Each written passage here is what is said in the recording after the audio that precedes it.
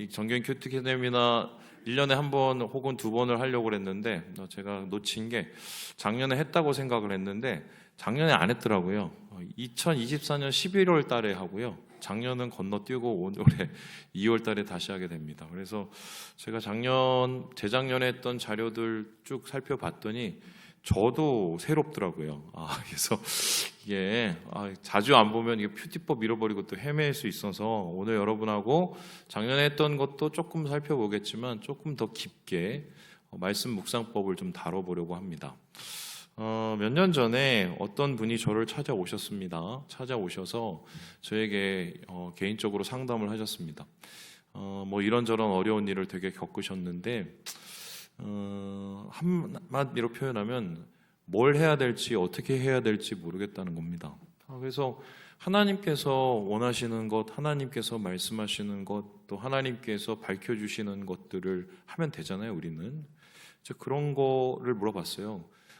자매 혹은 형제 혹은 하나님 뭐라고 그러시냐고, 하나님 어떻게 말씀하시냐고, 어떤 마음을 주시냐고, 그리고 자매 혹은 형제가 그 마음의 상태가 어떤지를 물어봤습니다. 그랬더니 진짜 모르겠대요. 아무것도 모르겠대요. 근데 충격은 뭐냐? 이분이 그냥 성도가 아니었습니다. 교역자였어요. 그것도 그냥 교역자가 아니라 큰 교회, 이름만 대면은 알 수 있는 그 큰 교회에서 나름 되게 큰 사역을 하는 교역자였습니다. 물론 이제 저를 찾아왔었을 때는 잠시 그 사역을 멈추고 있었지만 그래서 굉장히 저한테 그 얘기를 묻고 나서 제가 마음이 좀 복잡해졌습니다. 이런 거 아니에요?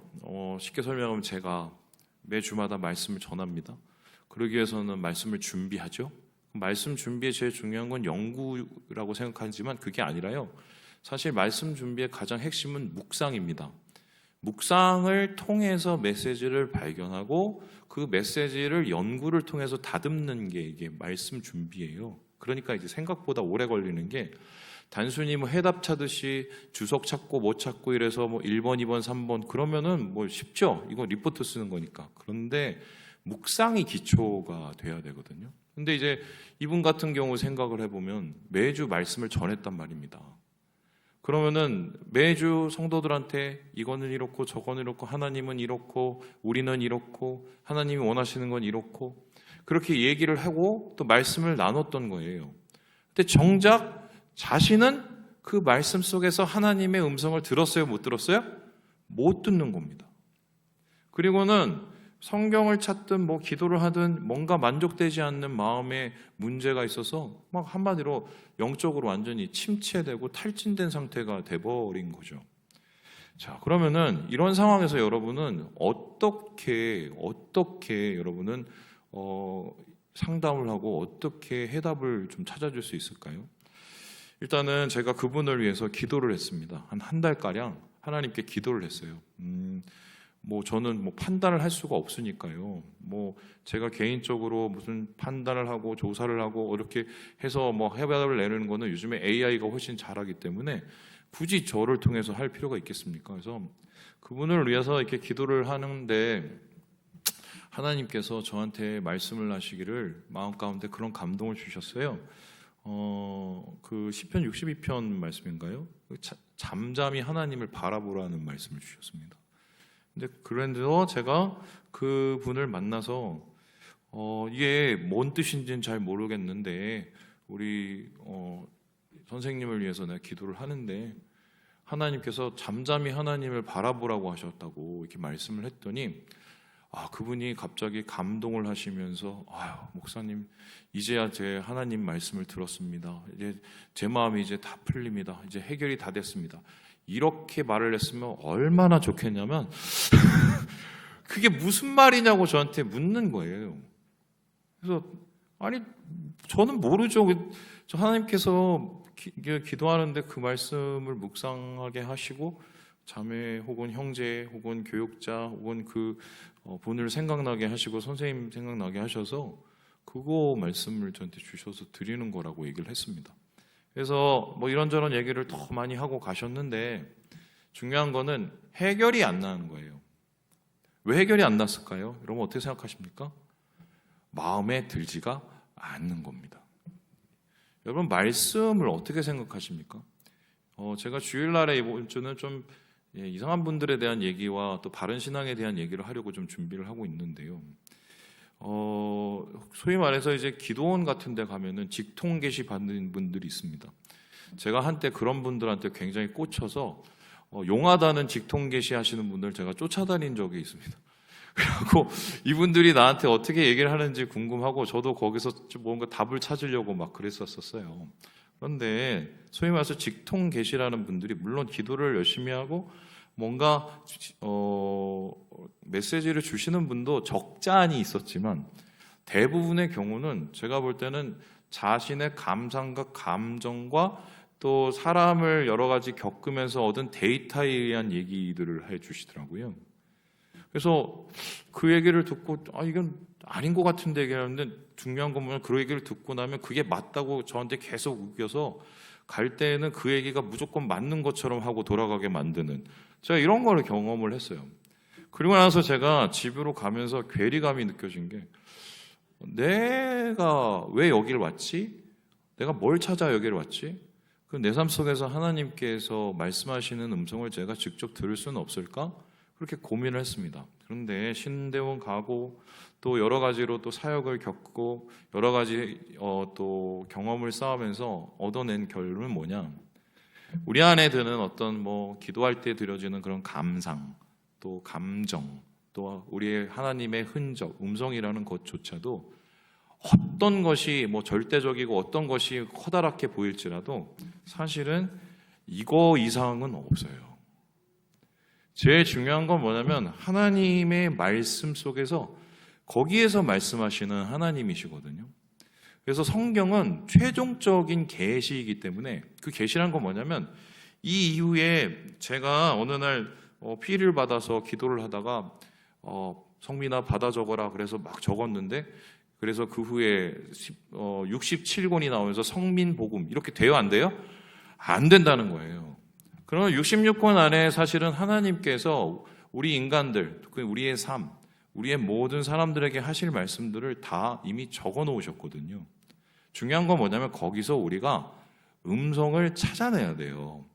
나에게 오늘 말씀하시는 하나님의 말씀을 우리가 받아들여야 거기서 생기는 거거든요.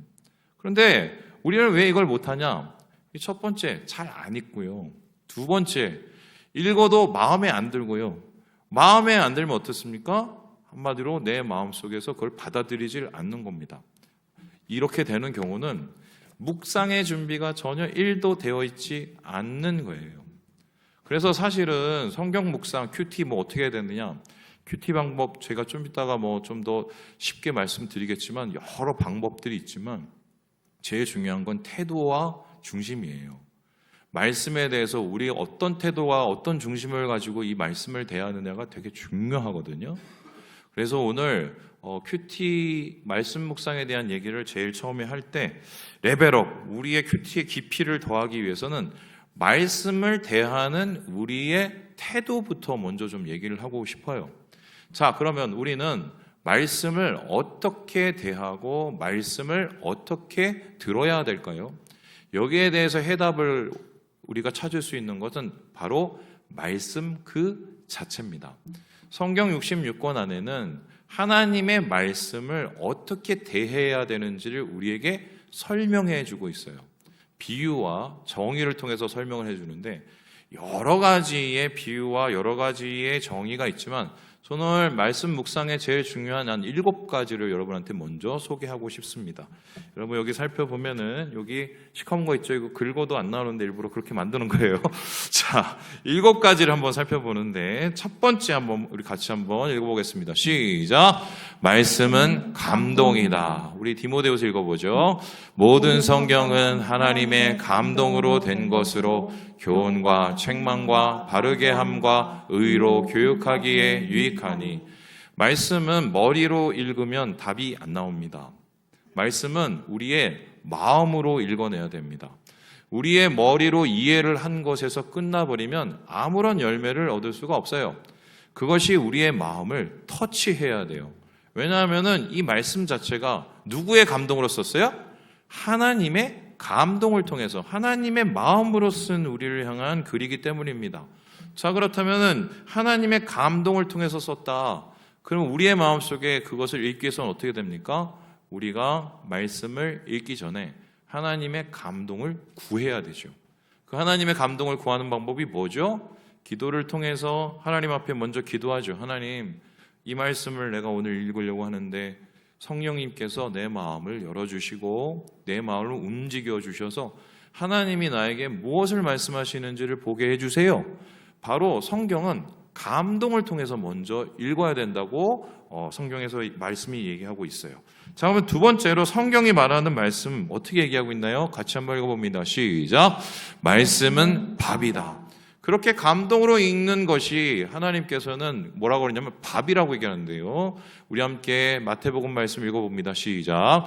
예수께서 대답하여 이르시되 기록되었으니 사람이 먹으로만 살 것이 아니요 하나님의 입으로부터 나오는 모든 말씀으로 살 것이라 하였느니라 하시니. 하나님의 아들이신 예수 그리스도께서 광야에서 시험을 받으실 때 그 시험을 받을 때 맨 처음에 한 것이 뭐냐면 돌로 떡을 만들라는 아주 근본적이고 기초적이고 본능적인 내용이었어요. 왜냐? 인생은 보면은 결국 힘들고 어려우면 밥 문제, 떡 문제, 그리고 돈 문제로 귀결되기 때문입니다. 그러면은 하나님께서 돈, 떡, 밥 이게 중요하지 않다고 생각하시냐? 그건 아닌데요. 그게 전부고 우리의 삶을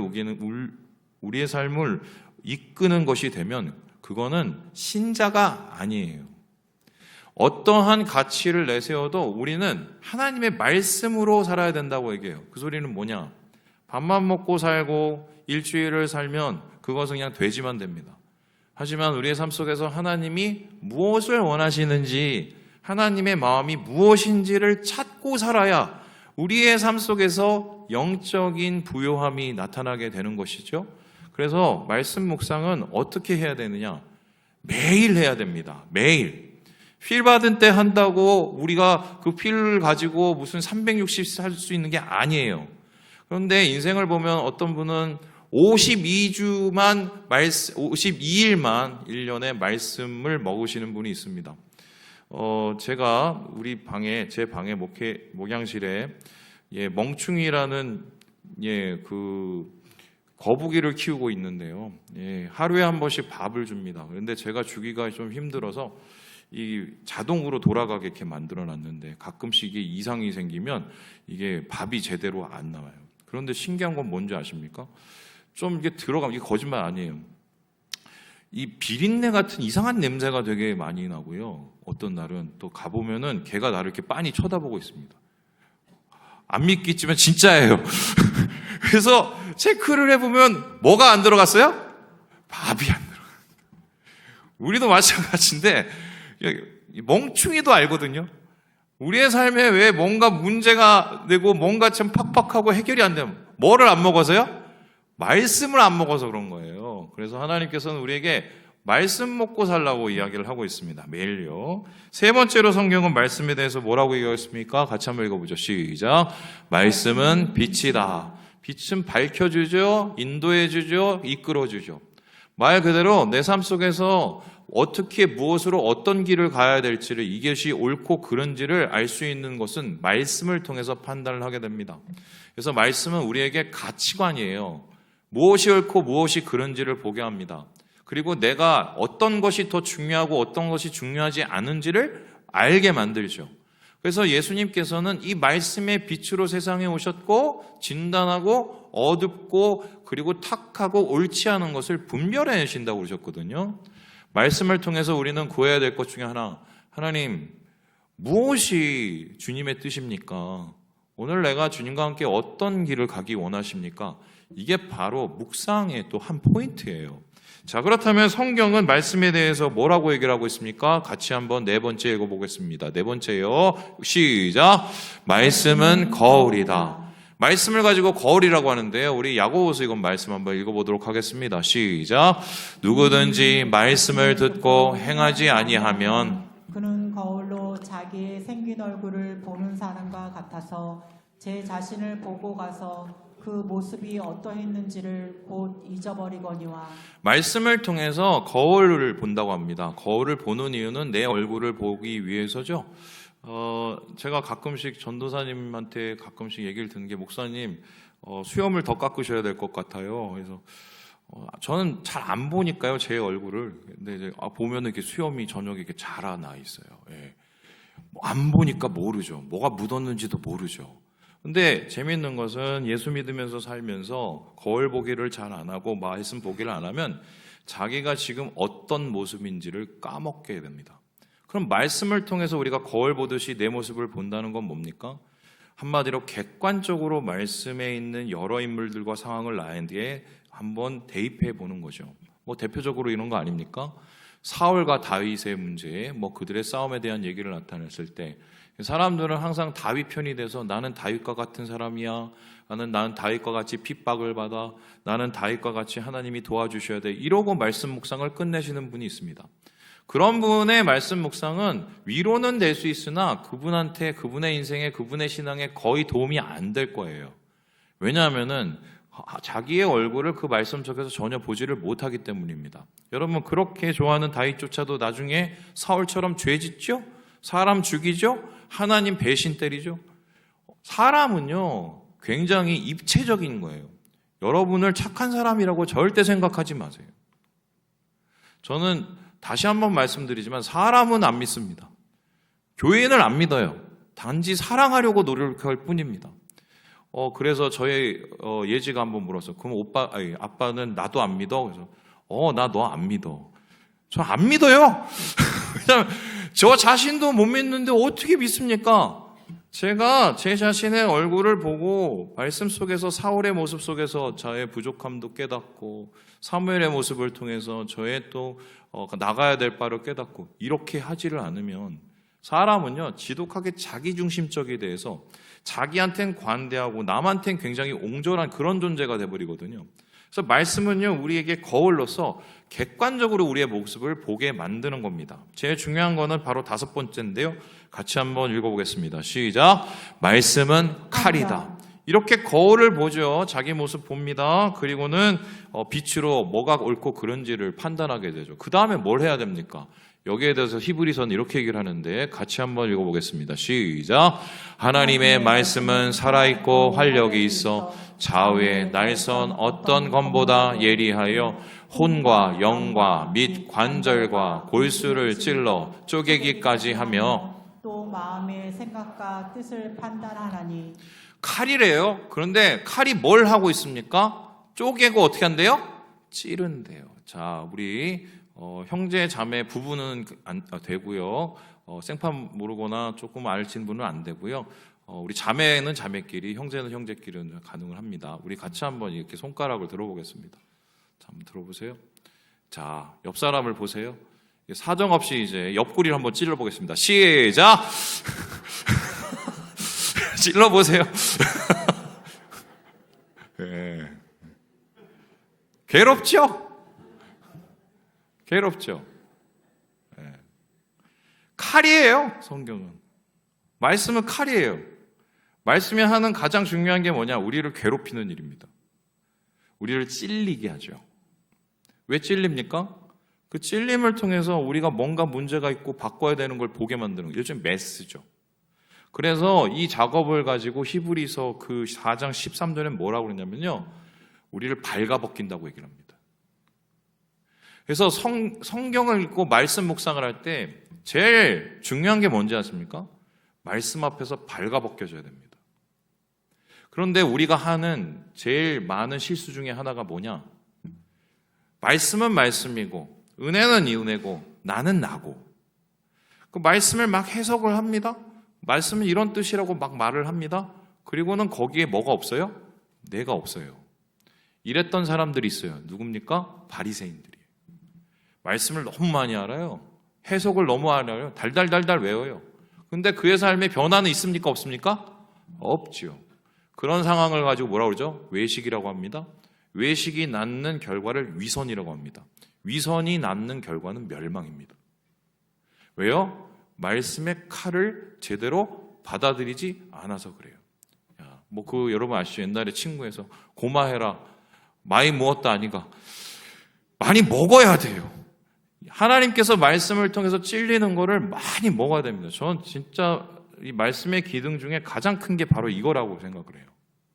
제가 이게 아니었으면 그나마 오늘날 모습도 안 됐을 겁니다. 그냥 혼자 내가 옳고 내가 세상에서 제일 불쌍하고 내가 세상에서 제일 가엾고 그런 줄 알고 살았을걸요. 말씀 속에서 나를 찌르시는. 자, 그러면 하나님은 우리의 어디를 말씀으로 찌르십니까? 양심을 찌르세요. 양심을. 우리의 마음 속에서 주님은 말씀을 통해서 찌르시면서 우리가 그것에 대해서 고침받기를 원하세요. 그래서 6번째로 말씀은 뭐냐? 우리 같이 한번 읽어볼까요? 시작. 말씀은 약이다. 아프잖아요. 그러니까 하나님 앞에 가지요. 하나님 어떻게 합니까 이거? 제가 이 모습인데 우리 관계가 이렇게 망가졌는데 이거 어떻게 합니까? 해결 안 되잖아요. 그때 하나님 어떻게 하신지 우리 시편 말씀 읽어볼까요? 시작. 그가 그의 말씀을 보내어 그들을 고치시고 위험한 지경에서 건지시는도다. 우리 생각에는 하나님께서 뭐 딴 걸 보내시거나 천사를 보내시거나 아니면 좋은 상황과 환경을 보내셔서 고칠 거라고 생각을 했는데 지금 시편 기자는 뭐를 보내셨어요?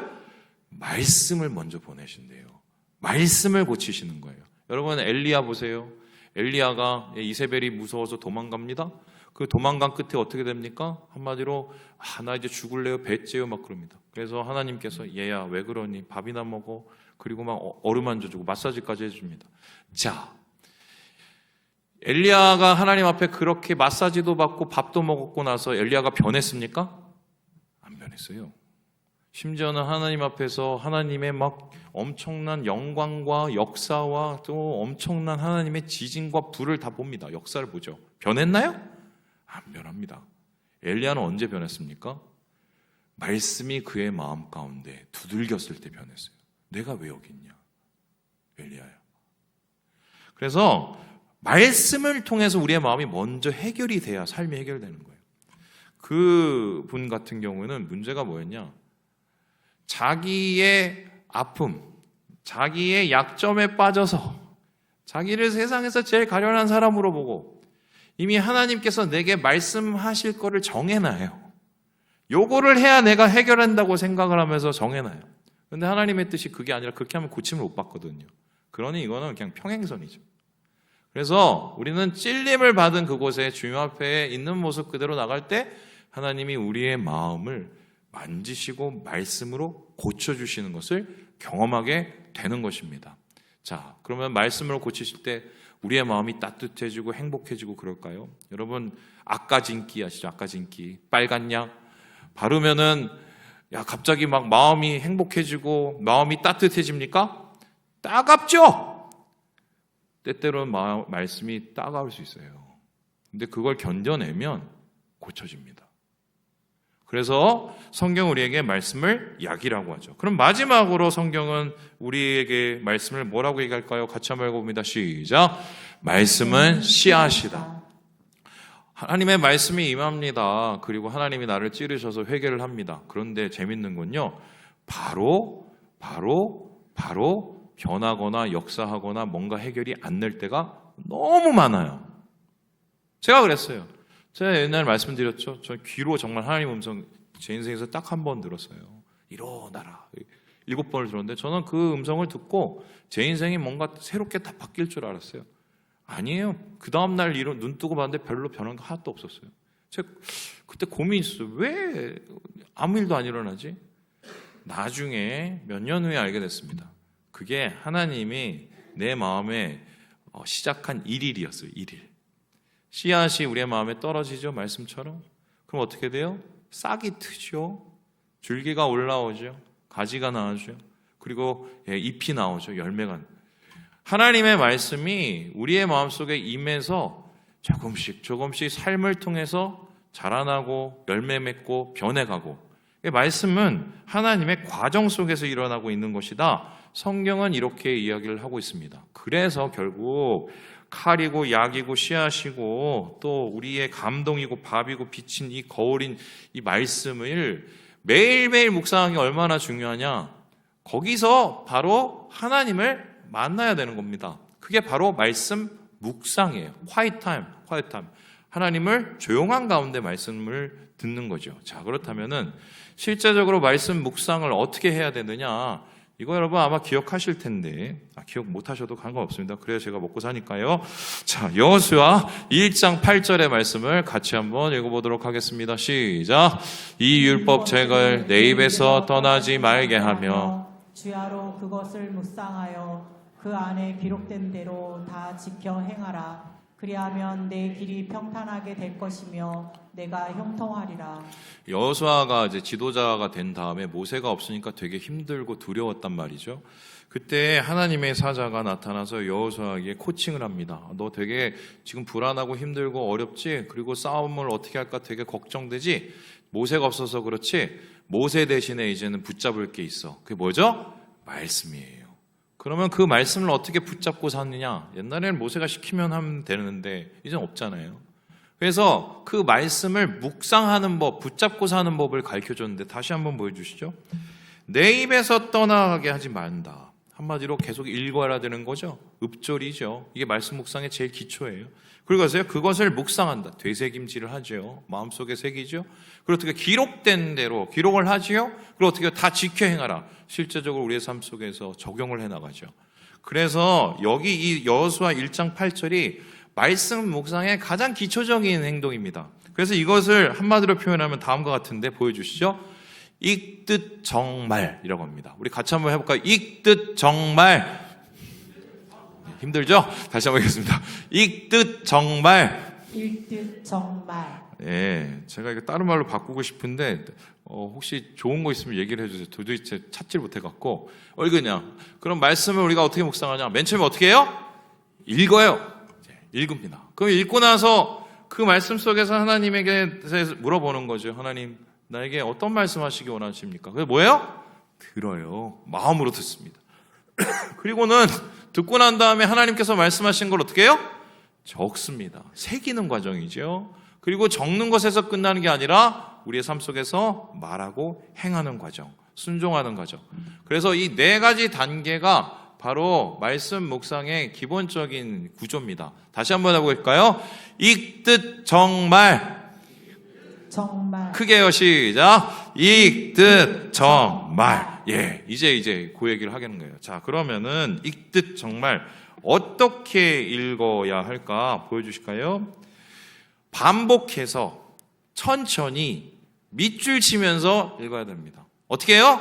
반복해서 천천히 밑줄 치며. 목사님, 아무리 반복해도 못 알아듣겠습니다. 그러면 여러 가지 방법이 있는데 개역 개정이 힘들면 새번역을 찾아보시고, 새번역 성경이 힘들면 쉬운 성경을 찾아보세요. 목사님, 그게 뭡니까? 돈도 없어서 살 돈도 없어서 개역 개정밖에 없는데 성경 어플을 공짜로 깔면 다 나와요. 새번역 다 나와요. 그래서 반복해서 내가 이걸 말을 뜻을 모르면 말 뜻을 이해할 때까지 읽습니다. 그리고 천천히, 여기서 천천히라는 건 뭐냐면 갑자기 앞뒷 문장 말고 그것만 딱 읽으면 오해하기가 쉽죠. 어떻게 해요? 그 전에 뭘 했는지 한번 시각을 열어보고 그 후에 무슨 말씀인지 한번 시각을 열어서 이 말씀이 어떤 내용인지를 대부분 맥락을 보는 것도죠. 그리고는 특별히 읽으면서 그날 내 마음속에 더 부딪히는 단어, 문장이 있을 수도 있고, 그리고 어떻게 해요? 거기에 또 내가 궁금한 점이 있을 수도 있습니다. 그런 거는 그냥 밑줄을 쳐놓고 표시를 해놓은 거죠. 그래서 읽기는 이렇게 하면 되는데요. 반복해서 보여주시죠. 반복해서 3번 정도 읽고 소리 내면서 읽습니다. 그래 집중되고요. 밑줄 치면서 읽으면 더 좋고요. 이게 나를 향한 하나님의 말씀으로 읽습니다. 제가 아니에요. 그리고 그 얘기가 아니에요. 나를 향해서 하나님이 이 말씀을 한다 생각하고 읽는 것입니다. 바로 이게 첫 번째 읽는 방법. 그러면은 듣는 것은 어떻게 듣느냐? 우리 같이 한번 읽어보겠습니다. 반복해서 또 읽으면 들린다. 그러니까 읽는 게 얼마나 중요한지 아시겠죠? 기도하는 마음으로 하나님께서 이 말씀 속에서 나에게 무슨 얘기를 하시는지를 계속적으로 물어보고 강구하고 그러면 이 말씀을 통해서 하신 하나님의 말씀이 이제 들리게 되는 거죠. 마음으로. 그래서 듣기는 이렇게 하면 되는데요. 내가 한번 보여주시죠. 밑줄 친 부분을 아까 거기를 다시 한번 집중해 봅니다. 더 마음에 걸리는 것, 이해가 안 되는 것. 그리고 생각을 합니다. 내가 왜 여기에 밑줄을 쳤을까? 이게 왜 나한테 더 다가왔을까? 이 단어가 왜 오늘 나한테 더 찔렸을까? 이게 왜 이해가 안 될까? 그리고 거기에 크게 세 가지를 생각을 해요. 첫 번째, 이게 내 상황 속에서 하나님께서 약속하시는 문제인가? 아니면 하나님께 날 찌르시는 건가? 하나님 이걸 통해서 내가 뭔가 바뀌시기를 인도하는가? 크게 세 가지 분야가 있는데 이런 것으로 하나님의 음성을 한번 분별을 해 보는 거죠. 그래서 이렇게 반복해서 읽으면서 찾아내면은 거기에서 이제 그 말씀이 내게 좀 더 가까워지게 됩니다. 그리고 나서는 이제 세 번째 적는 건데요. 들리면은 밑줄을 긋고 거기에 대해서 하나님께서 뭐라고 말씀하신지를 적는 겁니다. 적어서 그걸 가지고 기억을 해놓는 건데 다음 보여주실까요? 적기는요, 아까 보신 것처럼 약속, 책망, 인도. 하나님께서 이것에 대해서 나에게 분명히 소망을 주셔. 이것을 하나님이 내가 고치길 원하셔. 이것을 하나님이 내 안에 뭔가 인도하시길 바라셔. 이런 것들을 정확하게 적어 놓습니다. 왜냐하면은 기억보다 기록이 훨씬 더 오래 가기 때문이에요. 기억은 얼마 못 가죠. 그리고 중요한 것은 적어둘 때 큐티는 남한테 하는 소리가 아니에요. 누구한테 하는 소리예요? 나한테 하는 소리예요. 그래서 나에게 말씀하시는 하나님의 그 부딪힘들을 아주 작은 거라도 조금하게 이렇게 적어 놓는 게 중요를 합니다. 그럴 때 적을 때 이렇게 하면 조금 더 깊게 적을 수 있는데요.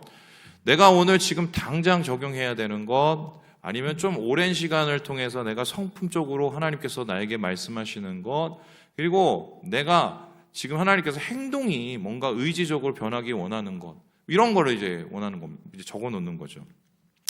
제가 아는 어떤 분은 이런 분이 있는데 묵상을 되게 잘하세요. 그래서 하나님이 뭘 하고 이 말씀이 어떻고 이런 묵상은 되게 잘합니다. 심지어는 목사인 나보다도 훨씬 잘하는 평신도가 있다고요. 있어요. 그런 재능이 있는 분. 근데 이분은 목사가 아닙니다. 목사가 아닌 이유는 하나님이 안 세워서 그런 것도 있지만 제가 볼 땐 다른 이유가 있는 것 같아요. 듣고는 안 해요. 그러면은 의미가 있어요, 없어요?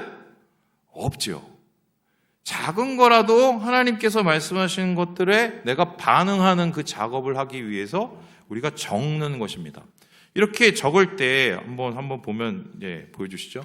이렇게 할 수 있는, 눌러주세요. 예를 들어서 눌러주세요. 시편 같은 경우에 복 있는 사람 옵시다. 그 행사, 그래서 형통한다는 건 뭐냐, 인정하신다는 건 어떤 뜻이냐, 또 한번 눌러주시겠어요? 이렇게 보면서 한번 눌러주세요. 복 있는 사람에 대해서 악인, 오만한 자 이렇게 하면서 나는 지금 어디에 속하나 다 눌러주시죠. 이러면서 이 시편의 말씀들을 나의 것으로 이렇게 받아들여가는 과정이에요. 목사님 이러다가 적다가 혹은 듣다가 잘못 들으면 어떡합니까? 상관없어요. 왜냐하면 그 다음 날도 있기 때문입니다. 모르고 잘못 아는 건 그 다음에 하나님께서 깨닫게 해주실 수도 있기 때문에 일단은 그 말씀에 집중하는 것 자체가 중요해서요.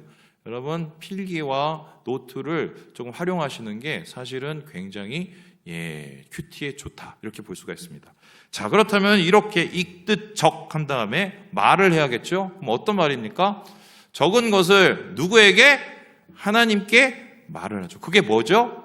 기도입니다. 그러면 적은 것을 교우들에게 말하는 게 뭡니까? 나눔이에요.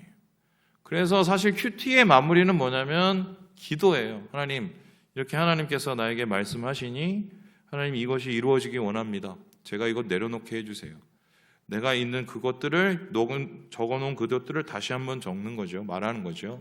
그리고 내가 또 나눔의 교제를 할 수 있는 형제 자매들을 만나서 거기에 대해서 정확하게 이렇게 나눔, 이게 바로 정말 형도의 교제라고 할 수 있는데 말하기를 이렇게 하면 더 좋습니다. 보여주시죠. 큐티 노트에 적은 것, 그리고 기도하는 마음으로 하나님 앞에 이렇게 말하고요. 그리고 제일 중요한 거, 묵상 나눔을 할 때 제일 문제가 뭐냐면 뭔가 있는 척하거나 아닌 척하거나 아니면 뭔가 거룩한 척하는 게 제일 문제예요. 묵상 나눔에서 제일 은혜 많이 받는 교회들이 몇 교회가 있는데 예를 들어서 무리들 교회나 또 아는 내수동 교회나 이런 묵상 팀들이 있어요. 그 팀들의 공통적인 특징이 뭐냐? 다 까발깁니다. 이 말씀을 통해서 하나님께서 얘기하시는 바를 물론 성도들이 완전히 뭐 정말 시험을 받을 수준까지는 못 가볼 수 있지만 부끄러움을 까발깁니다. 까발겨요. 목사님 그러다가 나중에 제 뒤통수를 치고 욕하면 어떡합니까? 뭐 어때요? 내가 하나님 앞에 내가 어차피 솔직하게 내 고백을 드리는 건데. 예전에 뭐 어떤 목사님 그럽니다. 목사는 강단에서 사람 자기 얘기 부끄러운 얘기 하면 안 된다고, 권위가 떨어진다고. 저는 좀 생각이 달라요. 목사는 사람 아닌가요? 중요한 거는 목사가 사람들 앞에 권위가 선다는 것은 목사의 삶이 권위가 서는 게 아니라 목사의 삶이 하나님 앞에서 어떻게 변하는가를 보여주는 게 그게 권위예요. 마찬가지로 우리 성도들의 삶은 어떻게 거룩해지느냐? 거룩한 척 하는 게 아니라 말씀을 통해서 하나님의 말씀을 내 마음속에 받아들이고 변하려고 하는 그것이 결론적으로 해결되는 건데요. 이렇게 하나님 앞에 말하는 것, 이 뜻 정말이에요. 제가 이거를 가지고 영상을 예전에 한번 만들었는데 다시 또 제가 오늘 또 편집을 하나 했습니다. 한번 쫙 보여주시죠.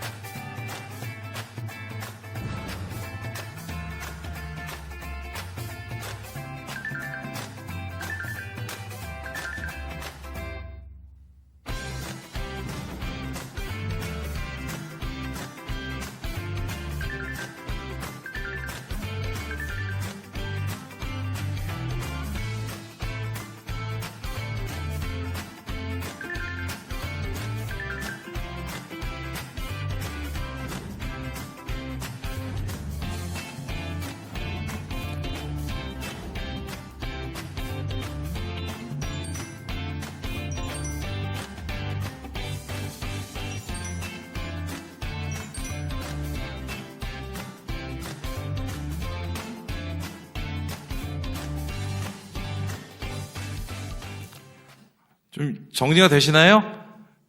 안 돼요? 자, 다시 한번 보겠습니다. 이 뜻 정말. 자, 그러면은 질문이요. 이 뜻 정말을 통해서 큐티를 하게 되면은 최종적으로 우리가 이뤄야 될 최종 목적지가 어디냐? 여기에 대해서 에베소서에 이렇게 얘기를 하는데 이것 한번 같이 한번 읽어볼까요? 같이 한번 읽어보겠습니다. 에베소서 말씀 띄워주시죠. 예. 다음. 에베소서 말씀. 예. 시작. 진리가 예수 안에 있는 것 같이 너희가 참으로 그에게서 듣고 또한 그 안에서 가르침을 받았을진대 너희는 유혹의 욕심을 따라 썩어져가는 구습을 따르는 옛사람을 벗어버리고 오직 너희의 심령이 새롭게 되어 하나님을 따라 의와 진리와 거룩함과 지으심을 받은 새 사람을 읽으라. 그러면 큐티의 최종적인 목적은 어디예요? 변화예요. 변화. 하나라도 변하는 겁니다. 뭐 갑자기 새 사람이 우리가 확 변하지 못하겠지만 씨앗이 심겨져서 열매가 맺는 그 과정처럼 우리 안에 뭔가 하나님의 변화가 조금씩 일어나는 게 우리가 말씀의 묵상을 통해서 얻는 최종적인 목적이다. 자, 이렇게 이야기를 할 수가 있겠습니다.